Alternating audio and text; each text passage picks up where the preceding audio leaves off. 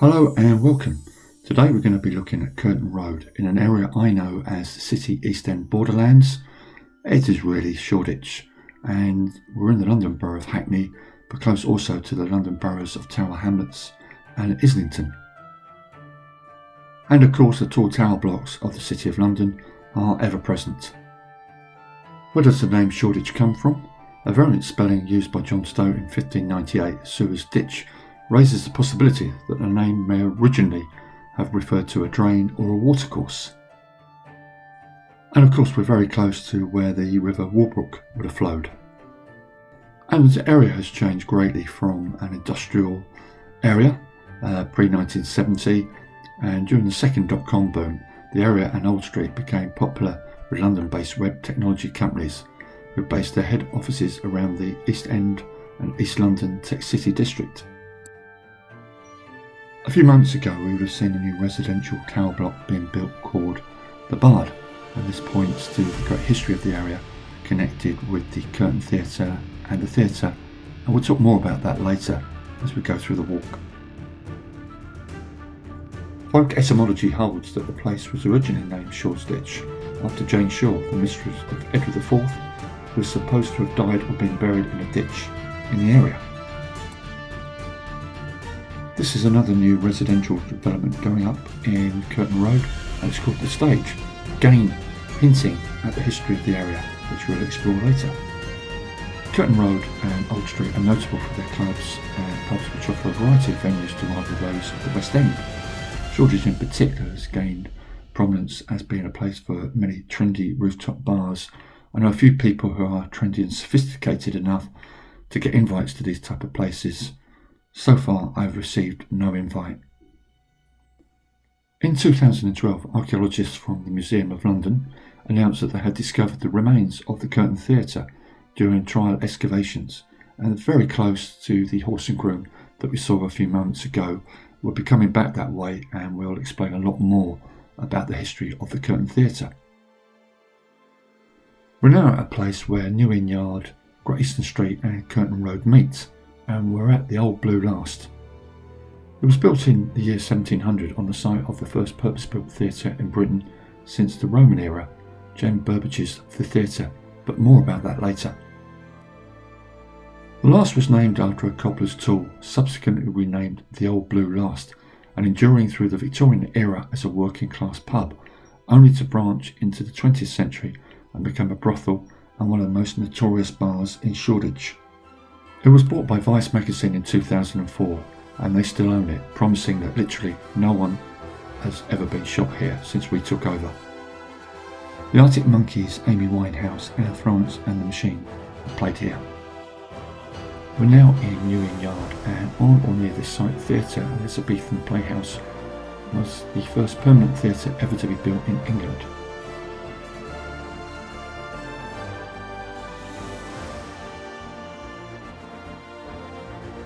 It was built in 1576 after the Red Lion and became the first successful theatre in London. It was built by the actor manager James Burbage near the family home in Holywell Street. The theatre is considered the first theatre built in London for the sole purpose of theatrical productions. The aforementioned Red Lion wasn't really a serious theatre in terms of theatrical productions, but had been used apparently and reputedly for bear baiting. Productions ran at the theatre for just over 20 years, but I believe in 1597, 21 years after opening, after a dispute with the landlord, the theatre was dismantled and the timbers used in the construction of the Globe Theatre on Bankside.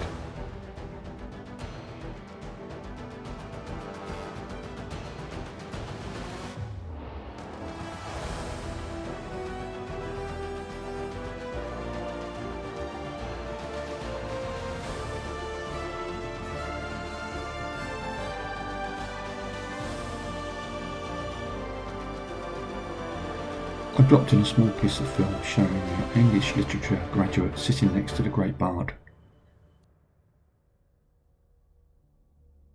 In view, you can see how the theatre would have looked in the 1580s perhaps.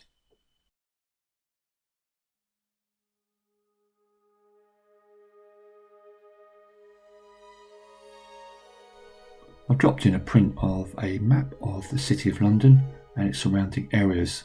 Now to the north, just slightly right of centre, you can see where the Curtain and the theatre are, and then you can see other theatres dotted throughout London. To the south of the Thames, for example, you can see the Rose, the Globe and the Hope and the Swan, which we featured in a video earlier in the year, and I'll drop in the link for that video. I dropped in a picture of a plaque on 8690 Curtain Road, where I believe Foxton's, the estate agent, is now situated, and I tried to look for this plaque but couldn't find it, so I've cheated and dropped in a picture of it.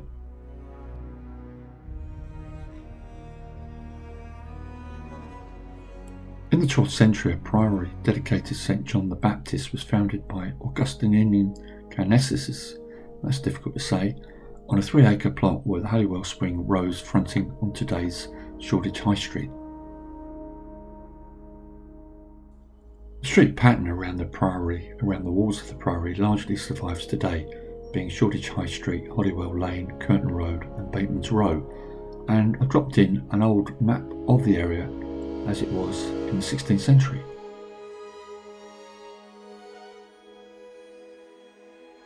Several stone finds have been made in the area, and the name Curtain Road came after curtain wall there at the old priory.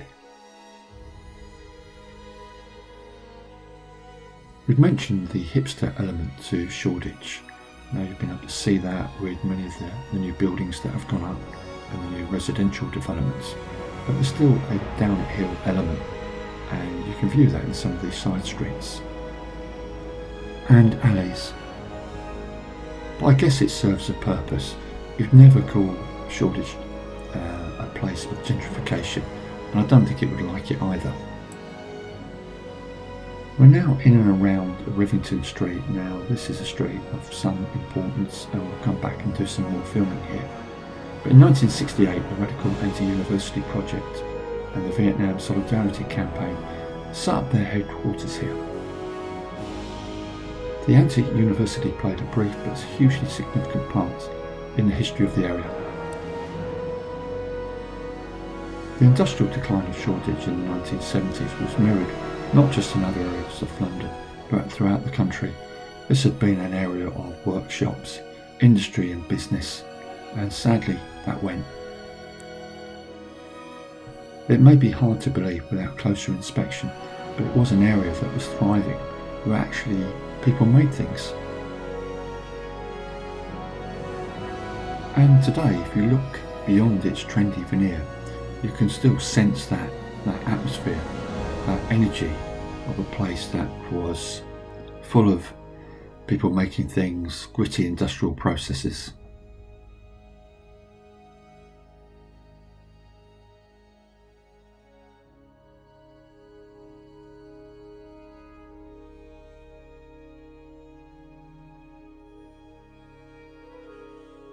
If we're talking about Shoreditch Street art, then really its centre could be said to be Rivington Street, and we can see some iconic artwork by the graffiti artist Ben Ine.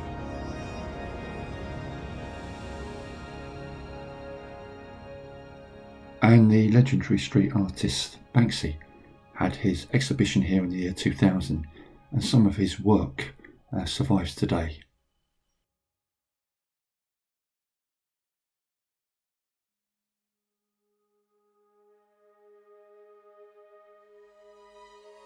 As we can see in this view, this is another one of those areas, those borderlands that I love, where you can see the City of London adjoined to a place that is very different in reputation and history and atmosphere.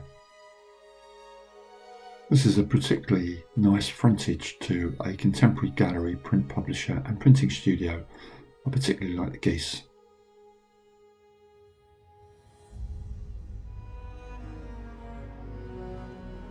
And this side street shows you some particularly nice wharves and warehouses and lots of brickwork.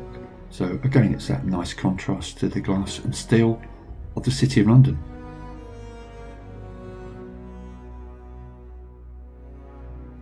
We've now come back to Hewitt Street, and this is where the Curtain Theatre was located.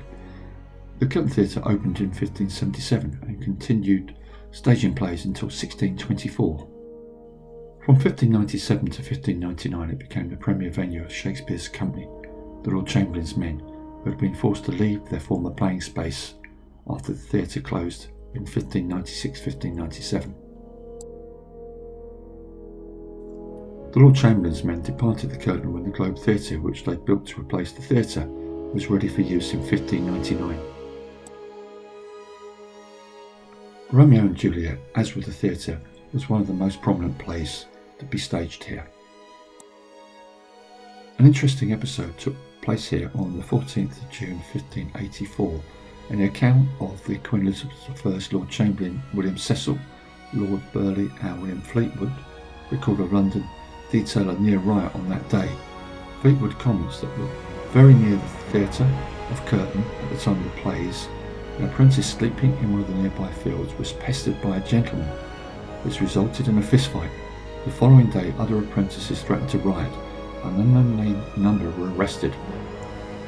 Fleetwood ordered the arrest of the theatre's owner, James Burbage. Burbage appeared in court the next day, but due possibly to his strong connections, he was acquitted. We can see all the residential tower blocks being built, and all of them are named after theatres and things to do with theatres and plays. I believe we're about to see a development that includes the residential apartments we've talked about, a Shakespearean museum, a 250-seat outdoor auditorium and park, with the archaeological remains being visible in a glass enclosure from the finds of 2012, when the site of the curtain was first discovered. As part of that development, we can see extracts from the play of Romeo and Juliet.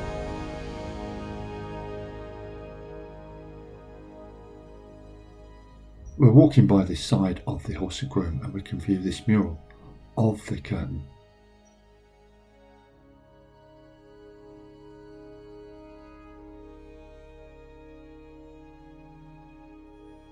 And another reference, R and J, to Romeo and Juliet, of course.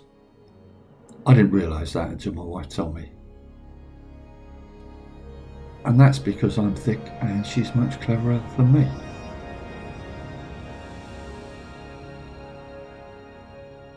And this hoarding tells you all you need to know, though I believe it's some time before we can see the museum and some of the finds from this great dig of 2012.